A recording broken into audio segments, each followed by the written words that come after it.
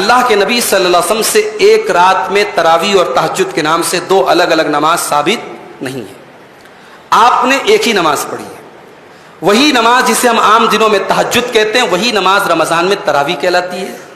اور ہماری اور آپ کی سہولت کے لیے اسے عشاء کے بعد اللہ کے نبی نے پڑھا ہے اور عشاء کے بعد ہم پڑھتے ہیں.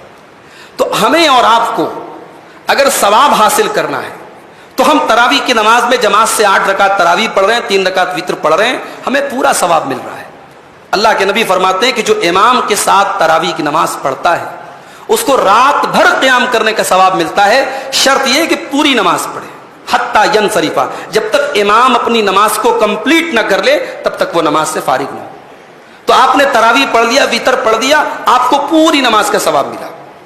ہاں اگر آپ چاہتے ہیں کہ بھائی میں رات میں اٹھ کر کے آخری حصے میں عبادت کروں تو بہتر یہ ہے کہ پھر آپ تراویح مت پڑھیے، آپ عشاء کی نماز پڑھیے، 2 رکعت سنت پڑھیے، آپ آرام سے گھر جائیے اور گھر میں آپ رات میں اٹھ کر کے جب آپ کا جی چاہے آپ اٹھ کر کے تہجد پڑھیے.